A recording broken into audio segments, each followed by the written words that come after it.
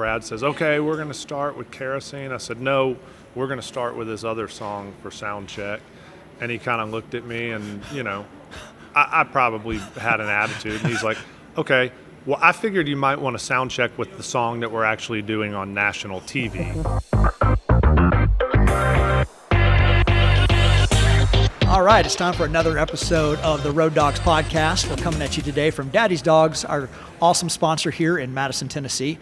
My guest today is an old friend, and we're going to hear about how old of a friend here in a little bit, but Mr. Jordan Powell. Jordan, welcome to the Road Dogs podcast. Thank you, man. I'm excited to be here, and looked around at some of the other guests. Feel like you might be slumming it on this Nah, episode. dude, I know your history, and I know our stories together, and I think your story's great, and I think we're going to get into some great details about your career and how you got to Nashville, some of the things you've done and all that good stuff. Thank you. But with the Road Dogs podcast, it's all about we're going to enjoy a hot dog while we do this, and by enjoy, have at least a bite or two. But what hot dog did you go with? Man, this is the Seattle. One of the things I love doing wherever I am is kind of entrusting my order to whoever the local is. So as we were standing up there, I just said, man, what's your favorite?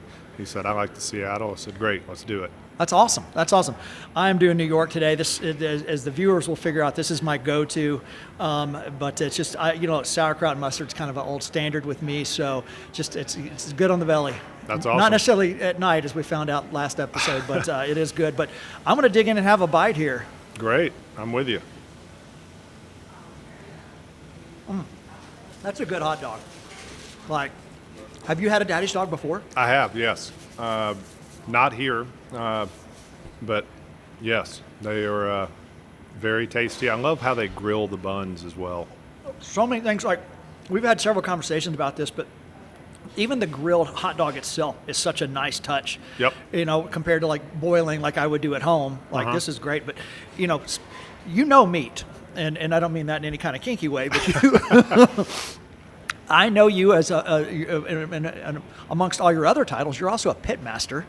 You grew up in Texas, correct? Right? Texas, and I remember recently, it was probably about 2 years ago, we were doing rehearsals with Parker McCollum, which is an act we work together with. And you brought your smoker in for the last day of rehearsals and did up a whole thing, and you even made smoked bologna, which was, I was like, this may be the coolest thing I've ever had that I didn't even know existed. Man, one of my favorite things to do, and it's the easiest thing. It takes an hour, you throw it on there, just let it sit. But, man, the flavor, I don't know if it's the fat content or what it is, but something really, is highlighted there when you smoke bologna. Let me tell you something. Bologna is underrated. Now, this is in the Lyle household. When I met my wife 10 years ago, God bless her, Shannon's a great woman, but she was pretty much a vegetarian. And, starting to date me and be with me, she kind of slowly started eating chicken, a little fish. Well, the other day I brought a package of Oscar Mayer bologna because I just wanted a bologna sandwich. And the look of disgust on her face, it was pretty unparalleled, but she allowed me to eat it. I don't know if my cardiologist would agree with me eating bologna, but dude, it's bologna. It's awesome. Yeah. Well, and I mean, I don't know. I think you're a couple years older than I am, but growing up, it was a bologna sandwich. You'd go outside and play, you'd come in, it'd be mayonnaise or mustard and, bologna and white bread, and it would stick to the top of your mouth, and that was the delicious, kid food. And I think rediscovering that, as I was barbecuing and being like, man, I remember I used to love bologna, and then you figure out how to smoke it and do things with it. Yeah. It's like it's back. Yeah, bologna's back. That's a 2026 slogan, bologna's back. Yeah. I think we need to run with that. I see a bumper sticker. Hey, you know what? There's your podcast T-shirt, the Road Dogs podcast. Bologna is back. Bologna is back. If our sponsorship with Daddy's Dogs ever runs out, if Daddy gets tired of me, maybe I'll go to Oscar Mayer and we'll get a solid bologna sponsorship. Pull up in the Wienermobile. Yeah, right. All right, enough talk of processed meats, man. You and I go way back, and I'm going to put the year, I know where I was. I was on tour with Keith Urban, and I'm going to put the year probably in 04. Does that feel about right? It was Alive in 05. Okay. It was Alive in 05 tour. Yep. I met you. You were tour manager Miranda Lambert at that time. And I love telling the story, and I want to get into your history coming on the road with Miranda and how you got your start. But Miranda is such an important act to my whole career. If you look at my career span, Miranda's an important piece of that puzzle. And the people I met through Miranda, the growth I did as a designer through a Miranda, and just the experience with her and her team was just amazing and very important to me. And so grateful for all the friendships that even came out of that era. Yep. What a great camp. So talk to me a little bit about how you discovered touring and you're getting into this industry. So I went to college at Texas A&M. I got there, my freshman year was 1997. Songwriting and being an artist was like a noble profession at Texas A&M. It spawned Robert Earl Keen, Lyle Lovett. When I got there, Pat Green had just kind of popped.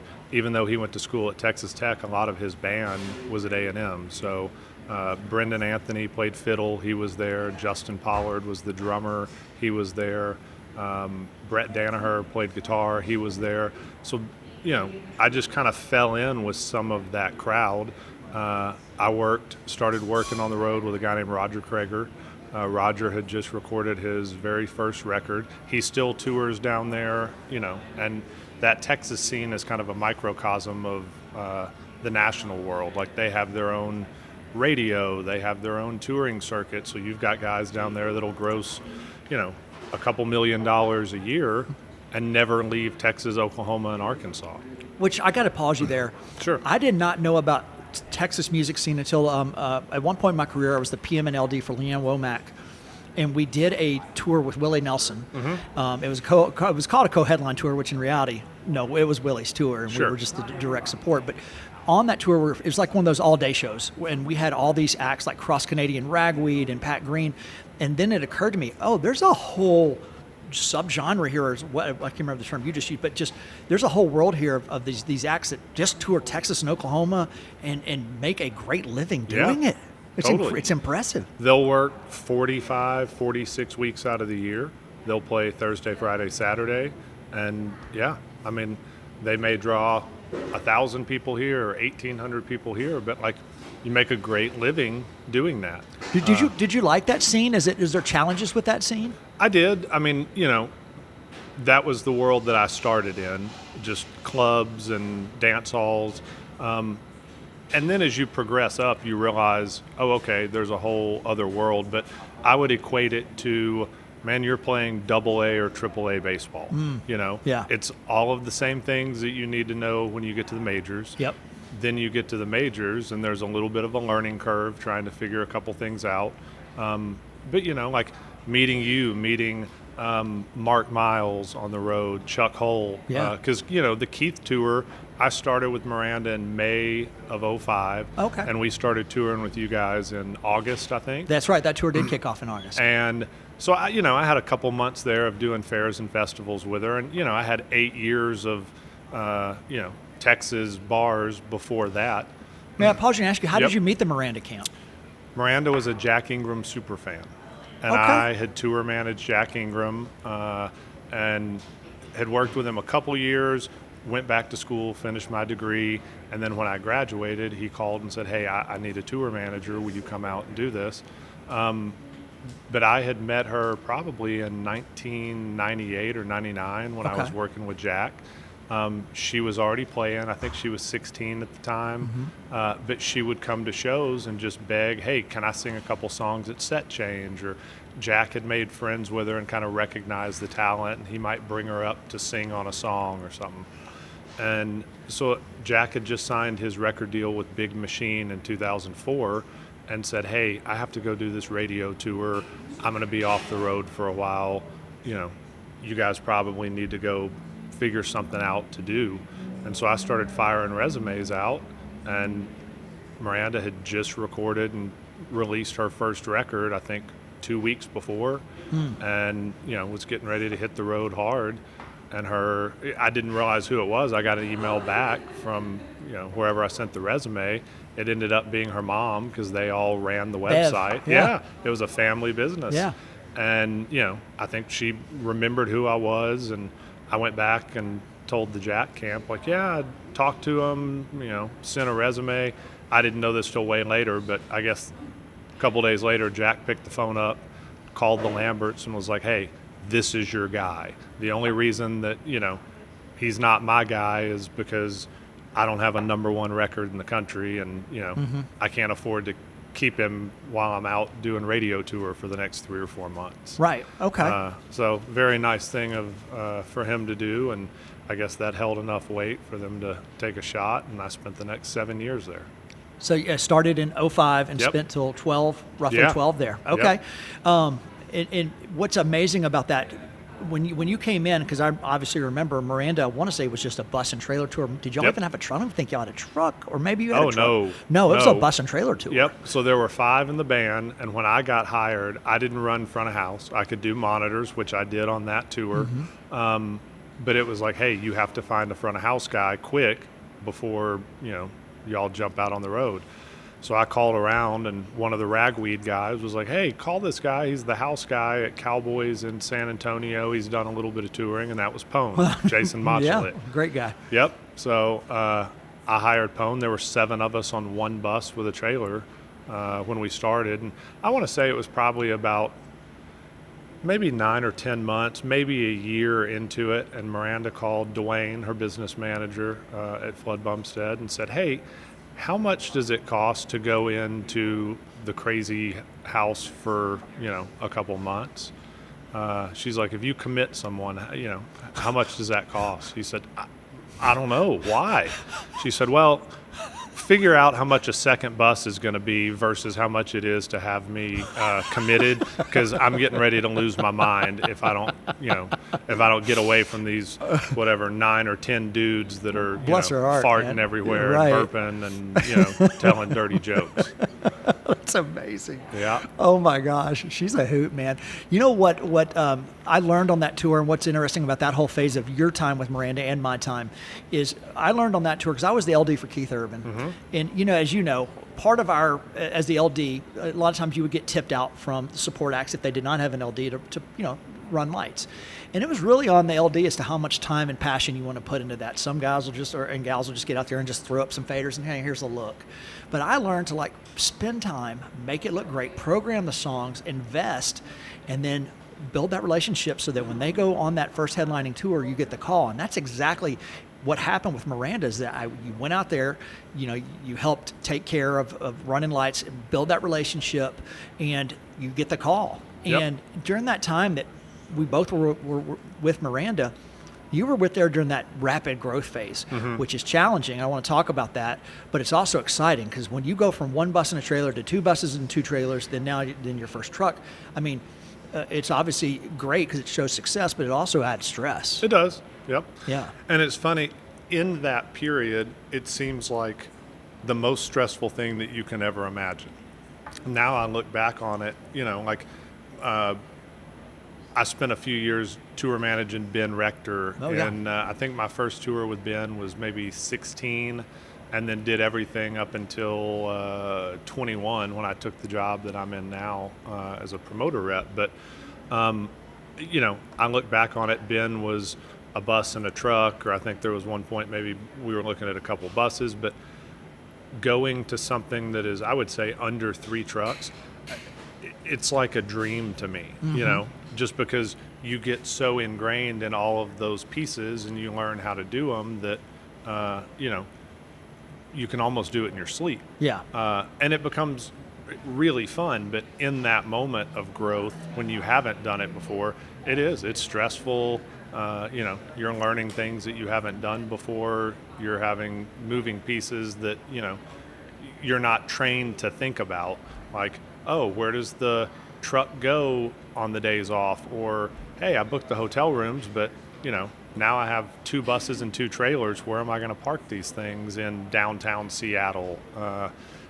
Making those conversations to a travel agent or to a hotel of what you need. Like, those are all things that nobody really teaches you, and you just have to learn them on your own. So going off of that and thinking back to that time, you obviously had to grow as a tour manager during that. Do you Sure. remember, what were some of those hardest lessons to learn? Does anything come to mind that was like, man, this was a challenge to really grasp, was this growth? Any certain things come to mind that were big leaps? I have probably done 100 plus live TV now, but I remember the very first one I did. It was the CMAs. There's a stage manager named Brad who is still there, and I remember walking out with Miranda. It was CMA Fest, so at the stadium. And I remember walking out, and we were going to sound check something, and Brad says, "Okay, we're going to start with Kerosene." I said, "No, we're going to start with this other song for sound check." And he kind of looked at me, and I probably had an attitude. And he's like, "Okay, well, I figured you might want to sound check with the song that we're actually doing on national TV." Wow. And I was like, "Understood." Well played, And sir. you know what? I went up and apologized to him afterwards and said, "Man, I probably came in hot, whatever." And he said, "Totally get it." We shook hands, and every time we have seen each other since, it has been a wonderful working relationship. I say, "Hey," we remember each other's names, and I don't even know if he remembers that, but I do. Right. So figuring out the TV dynamic and what that was like was a big one. And then I think overall, just one of the biggest lessons I learned, it took me a long time, was not take things personal, right? I still struggle with that, brother. So do I. All the time. Sure. But, that was one thing, like watching something, and if somebody didn't get back to me, like I'm waiting on an artist to tell me what flight they want to book, or, I have this, they don't respond, and then all of a sudden the flight costs, double. Mm-hmm. Not taking that personal was a big thing. Like I used to walk away and be like, can't effectively do my job. Now, you know what? They're dealing with a million things. It's their money that I am spending. If they don't want to get back to me or, make a decision and it costs more money, you know what? It's not on me. That's true. Yeah, that's very true. And that was a very freeing thing to start to figure out. And again, still struggle with it, but, I feel like it gave me a better quality of life because I'm going home a happier person, not stressed out about all of that. Yeah. We don't talk about this a lot, and I think it's something it needs to be talked about, but I want to share a little bit, too, about transition from artists. This is a high turnover business. It is. Yep. We all know this. I've been fired off of countless gigs. It's just the way it goes. And I don't even want to use that term because there's sometimes that, you just move on. It's not that you fired because you did something wrong. You just move on. But, Sure. Looking at the Miranda camp in particular, like I had a solid, a 10-year run of designing her shows. Mm-hmm. And it was a great run. But inevitably, one day I got a call from Marianne, the manager, and it was, it was a very heartfelt call, but it was like, "Chris, you've done a great job all these years, but we just want a different creative look at the show." And I literally couldn't argue that. I was like, I get it. I understand. Totally. I get it, but it still hurt. You feel like you've been part of this growth and this team, and you feel a loss. Mm-hmm. You sometimes get identity by the gig you're associated with. And you're Miranda's designer, you're Sugarland Stewart manager, whatever that is. And all of a sudden I couldn't say that anymore, and that hurt. But going back to that personal side of it too, just really had to understand that sometimes decisions just truly are for the better, and yes, that sting of getting that call hurt, but it was the right. I get it. She did need somebody else to come look at the show Sure. differently. I get it, and I see Miranda now and give her a big old hug, and we're everything's great. But it was definitely it's just part of those things in our industry that you have to just kind of take, that there is transition. Yep, totally. And you're right on the identity part. That's really hard to to accept and to deal with sometimes.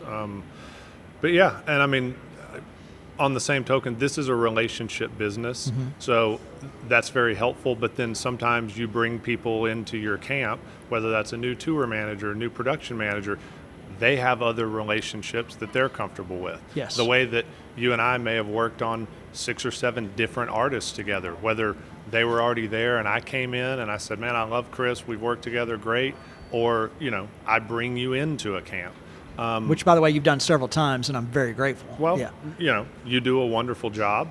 You're easy to work with. Sometimes we've, definitely gotten into it on whether that's a budget side. Usually budget, but Dude, yes. You have a job in trying to please an artist with a design. Yeah. I have a job to follow a budget or to make sure that it fits into 4 trucks or whatever. Right. And so, as we cross paths, sometimes there's, "Chris, I can't fit this in 4 trucks." Well, this is what they wanted, Yeah. I get that. And you're doing your job to design for an artist, and I'm doing my job to make sure that, they stay on budget and we fit in the size places that we can go into. Absolutely. And we always, yes, we may disagree. And that's part of just that work relationship. But at the end of the day, it's such a small business and such a, short connected business that, you're better to have friends than enemies. Yeah, and to let it go and to just, you don't want to burn bridges in this industry. And that was an important lesson I learned early on too, because you burn a bridge or you get that reputation as being hard to work with and all that, the phone quits ringing. Yes, absolutely. But, as far as the relationship part, like once you get to that upper level of whatever, tour manager, designer, all of those things, it's not even about the skill anymore.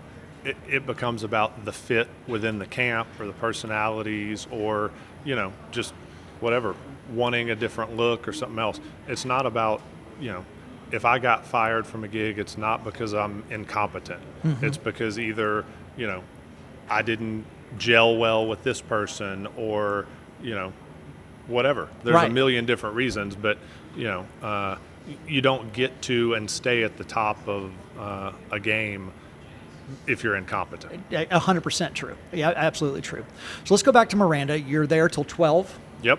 What happens after Miranda? Where do you go? It had kind of just hit what I felt like kind of a glass ceiling. Like I love the build part. And I had started working with Will Hogue on the side. Yeah. Met Will in the parking lot of the Sportsman's Lodge, which I just found out the other day is completely gone. I didn't know that. I didn't either. It broke my heart. Me too. I was telling, one of the reps that works with us that was coming out for our LA show, like, oh, you just book the Sportsman's Lodge, go stay there, stay an extra day, hang by the pool. I was like, man, I've met Hetfield there. I've been in the hot tub with the, little person that was on Seinfeld. Yeah. All of these fun stories. Yeah. And she came back to me and was like, hey, I tried to book it. Like, it's not there anymore. That sucks, and I dude. pulled it up on Google and it was like, I think it was 2022 or something. They scraped it. I had and no I had idea. not been out there since COVID. I stayed there with you on Pistol Annie's. We had days off there. Yep. I'm pretty sure. Yeah.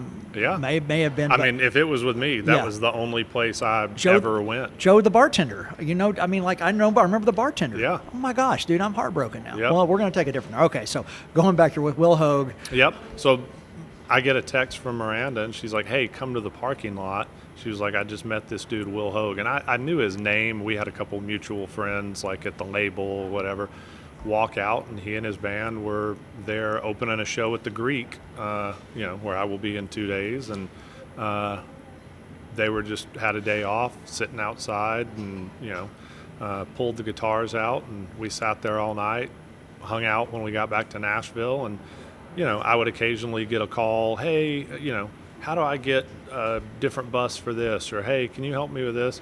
And then I think he had made a management change, and I was still working with Miranda, but I just said, hey, look, I know Jay Williams, your booking agent at the time. I know this person. I know Mary Hilliard was the, PR person at the time. I said, I'll just deal with this till you find somebody else. Okay. And I think that went on for a couple months, and I think he came and was like, hey, man, do you want to do this? And I was like, sure. So just started doing that, and then, I just kind of saw a little jumping off point with Miranda. We were finishing in October of that year. There were going to be a couple months where, she could find somebody and I could help them get in. And so I started managing Will, ended up managing, Jamie Lynn Spears for a minute. Oh, wow. I didn't know that. Yep. A couple other folks here or there. Partnered with Tim Dubois, who was a legendary, figure in Super legendary. In the music business, and ran Arista for years. Signed Brooks and Dunn, Alan Jackson, instrumental in so many careers. Yeah. Getting to work with him was wonderful as well. Tried that, and then as that kind of wound down, just had a couple tour manager opportunities, and feel like that just always ends up coming back to that. There's always a demand for tour managers, that especially for female tour managers. Like Chuck Hull told me one time, man, I think he had worked with Tina Turner, a couple other folks. Mm-hmm. He said, you get to be known as someone who can handle a female artist, and you will have work for the rest of your life. That's awesome. So, and that's primarily been, I mean, between Miranda, Jewel, Jennifer Nettles, Sugarland, Brandy Clark, the Indigo Girls. I think I kind of got pigeonholed as, hey, this guy can work with females, and Chuck was right. It just keeps, those are the calls that usually happen. That's great. Yeah, that's it's wonderful. And so, obviously, and you've mentioned a couple of these names, but I know that your tour manager journey went from like Will Hogue to Ben Rector, and we got to do a couple of Ben tours together. And Yep. he's a fun guy. Yeah. That's such a great show. I've always liked Ben. Just it's a very clean, good, straightforward show, but it's great musically, and he's kind of a fun dude, man. Man, such a wonderful artist, and yeah, I mean, it's been thrilling. That was another kind of growth stage. I came on right as he had kind of a pop hit, brand new, that broke through, and getting to see that, and then getting to, help him navigate that and figure out like how not to spend a bunch of money, but help it look good, travel well, staff it with different people. Sure. It's been fun. That's awesome. I do want to talk about one of my favorite projects to do with you. And you said a minute ago, like, you've been one of my biggest supporters, one of my biggest cheerleaders in helping me call Chris. And I'm very grateful for that, by the way. The Ben tours were fun, but the Sugarland tour we did together was one of the most exciting things I remember. I was always a Sugarland fan. Yeah. I always kind of had a crush on Jennifer. I thought she was just cool. But I got the call from you to design that tour. And when we started talking about themes, Jennifer and Christian are both very involved with the creative of their show, and they have great creative ideas. But, we went with that, the whole thing was circus idea. And I had just watched The Greatest Showman. Oh, what a great movie. And I was able to draw in so much inspiration for that set design, that lighting design for that tour. That is, if you had to list one of my top 10 of all the tours I put out, top 10, it's in that top 10. It wasn't the highest budget tour I ever did. It wasn't the lowest budget tour I ever did. But in terms of being able to be creative and do something unique and fun, man, we got to do some cool stuff on that tour. Yep. And that was one that, I feel like oftentimes I'm kind of in the middle of different things, just whether that's policing or help. That was one where I feel like I just put you on the phone with Jennifer and Christian, was like, y'all just talk. And then, seeing what came from that. And, I remember Jennifer wanted a bird cage on something. Yes. And, I remember the big top and just ways of doing that. I also remember Mark Miles a weekend, like, we have to get a second set card.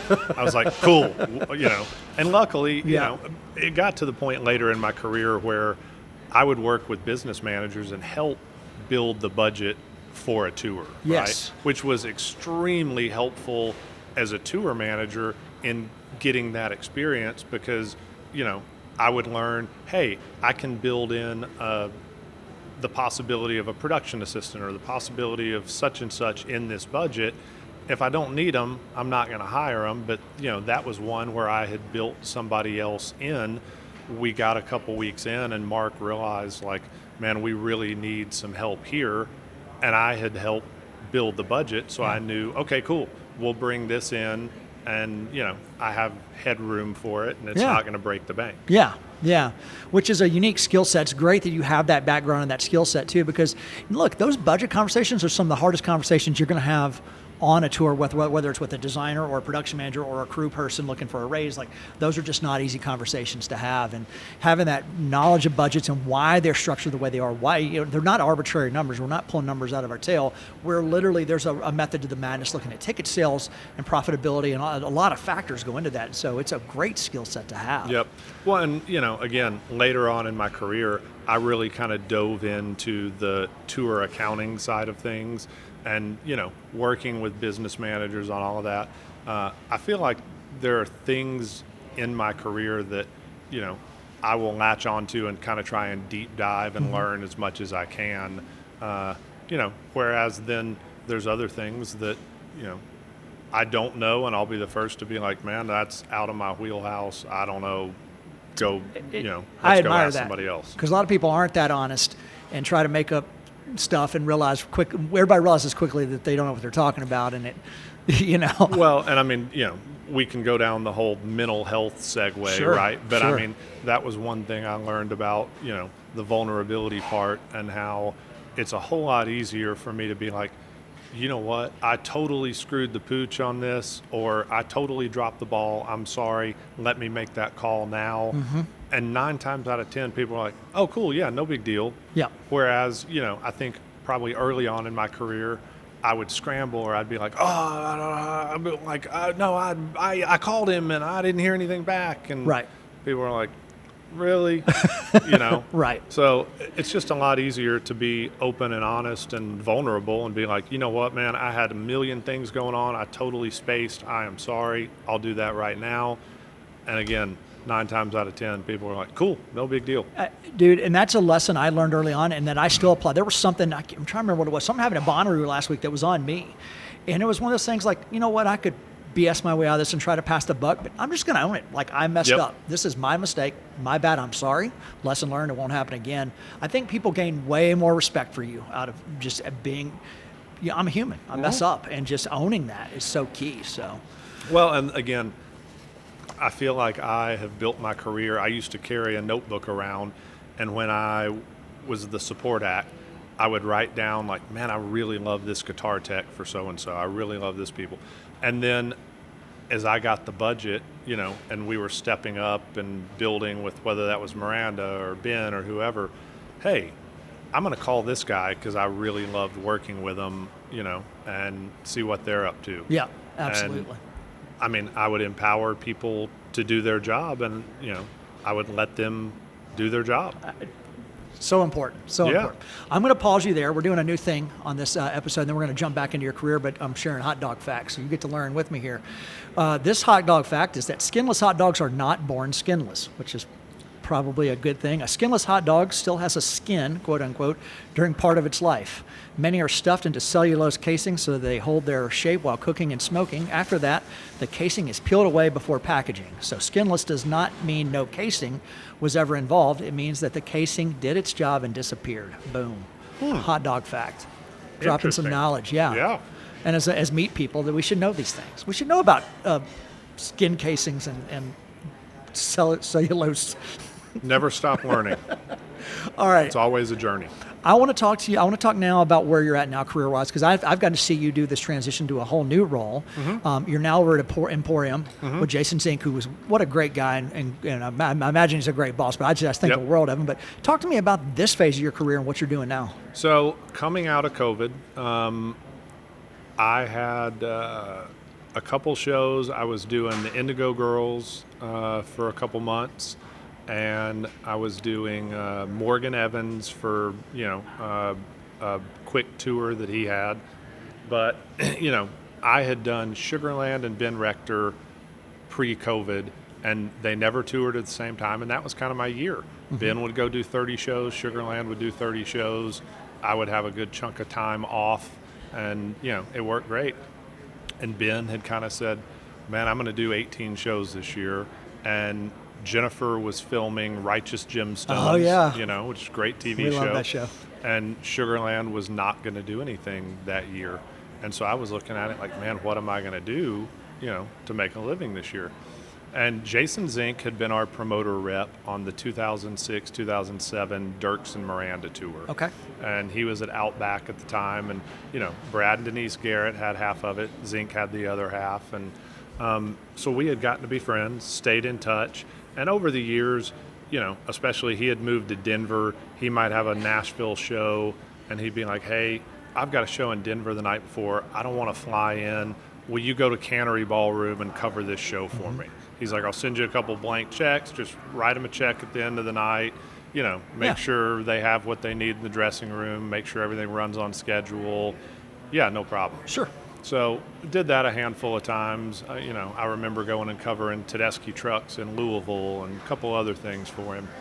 And so he had moved back to Nashville September of 21, and he came to me and said, hey, I've got this young kid. He said, it reminds me so much of Miranda. He said, in Texas, we're doing 15,000 people at the Woodlands and Dos Equis. And then, we go to Orlando, and he's playing the House of Blues for 1,200 people. Right. He said, I need somebody who can speak Texas but also understands where this is going to arenas and amphitheaters and can help get them there. Yeah. You know, he said the tour manager and production manager are both great guys. They're green. You know, they understand what you understood at that period. And I Right. said, totally get it. And that was Parker McCollum. And so I came on in December of 21 and as the director of production for Emporium.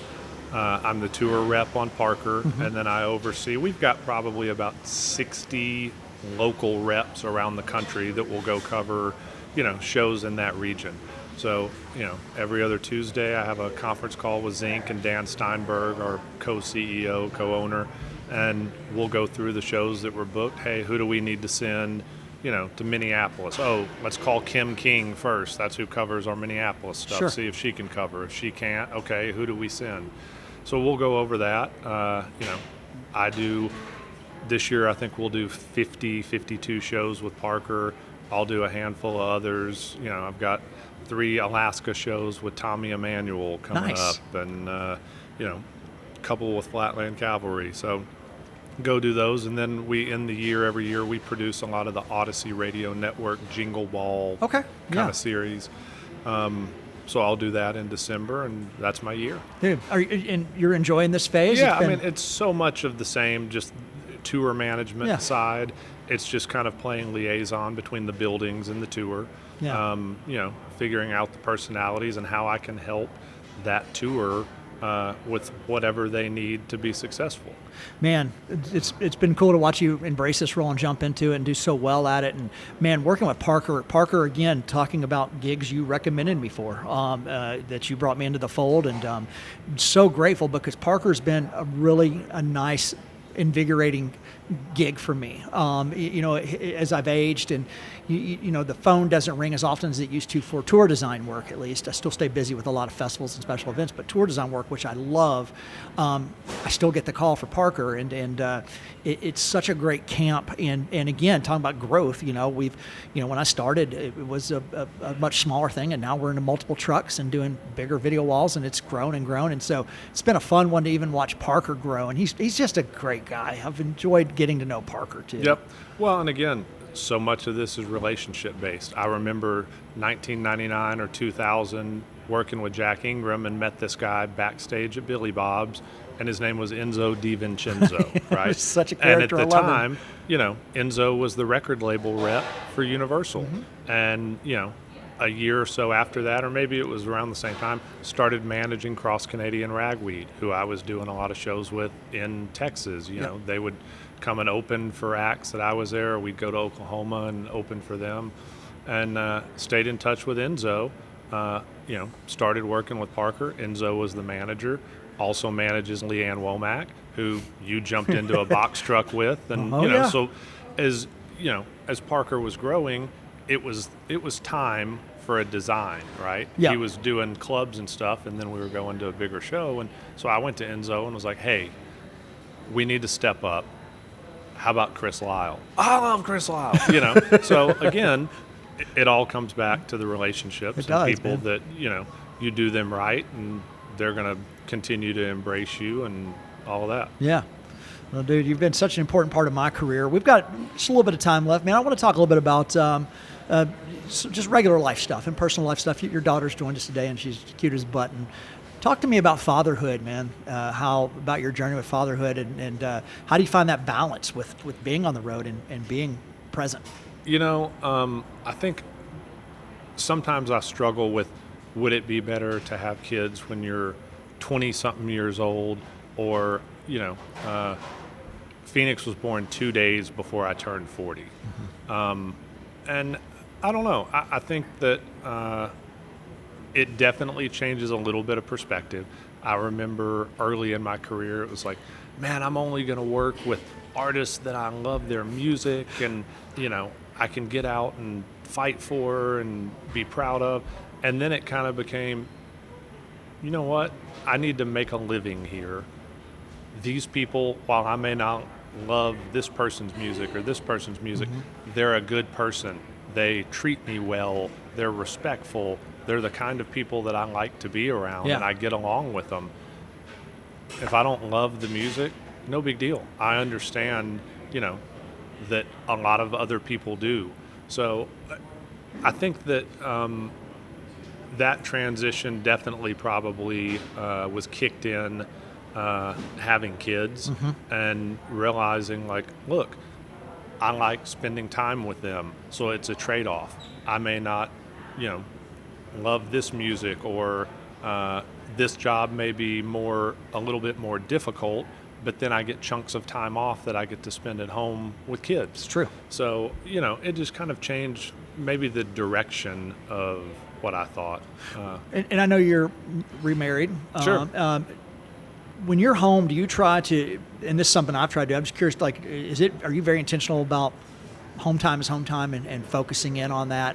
Or do you find is that still a challenge to be able to not answer the work calls and emails that come through after 6 p.m. around the dinner table? Well, not working directly for the artist gives me a little bit more flexibility. I am one of those people that I'm going to respond to every email or every text as timely as I can. Yep. Even if I don't have the answer right then, I may hit back and be like, hey, let me find this out for you, just so that there is communication and somebody's not like, man, where did that email go? Yeah. Did it actually get delivered? I never heard anything back. Yeah. So I try really hard for that. But, when you work with an artist, you have to be available. They pay you for that. And, it's really difficult to be like, hey, sorry, I'm, at home right now and I'm not going to answer your call, or I'm not going to deal with this. Yeah. They pay you to deal with what they need exactly. you to deal with. Yes. And they have times that they can look at that and deal with it. Right. Yeah. So, this job on the promoter side, it's a little bit different. I can disappear and take, Phoenix on the lake for 3 hours or something, and, not feel like a slave to my email. Yeah. And then get back and respond to it. Or, not answer a phone call if I'm in the middle of spending time with my kid. Yeah. Whereas the artist side, it's a little bit different. Definitely is. No, that's a very good point you're making, for sure. Talk to me about being on the lake here in our last couple of minutes. I know this is something you love. If anybody that follows you on Instagram knows one of your biggest passions was that where you go to is that your happy place? That's my zen. That's your zen. Yep. And, I had fished my whole life. That's one of the things I've also noticed is, like, things that I loved when I was a kid, I have moved away from them and then kind of come back. Okay. Like, I was a massive wrestling fan when I was a kid. Yeah. And then, probably late high school, early college, moved away. And there's even a name for that. Like, WWE calls them lapsed fans. Okay. And then they come back and they become a fan again later in life, right? And so I've found that those things that enjoyed as a kid bring me peace now.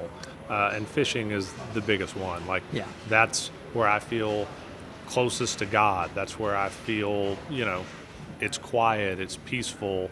If I go out and don't catch a fish, it's fine. I'll spend 8 hours out there and get my head right, and then, be able to go out and work 3 18-hour days in a row, doing shows. I think what you're saying is so important to all of us, man. You've got to find those moments of just quiet and clarity. Mine, for me, is my morning walks. And sometimes Shannon gets a little aggravated because she'll know by the expression on my face, because she'll want to walk with me, and I'll be like, hey, this is kind of one of those mornings. I love walking with my wife, I really do, but this is one of those mornings I need to go work some things out up here.